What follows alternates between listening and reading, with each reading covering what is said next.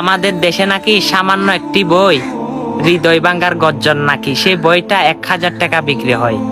আপনি কি জানেন সর্বশ্রেষ্ঠ কিতাব হচ্ছে আল কোরআন, আর সর্বশ্রেষ্ঠ গ্রন্থ হচ্ছে আল্লাহ রসুলের হাদিস। সে হাদিসের মধ্যে আল্লাহ রসুল বলে, যে কালেমার দাওয়াত মানুষের কাছে পৌঁছালো আমি তাকে হাত ধরে জান্নাতে নিয়ে যাইব। যে কালেমার জন্য ইহুদিদের অত্যাচার সহ করেছে, নাস্তিকদের আমার রসুল অত্যাচার সহ করেছে, মানুষের দুয়ারে দুয়ারে পৌঁছিয়েছে, এবং আমরা সেই মুসলমানের কাতারে, ইমানদারের কাতারে রয়েছি। সে কালেমা হচ্ছে লা ইলাহা ইল্লাল্লাহু মুহাম্মাদুর রাসূলুল্লাহ সাল্লাল্লাহু আলাইহি ওয়াসাল্লাম।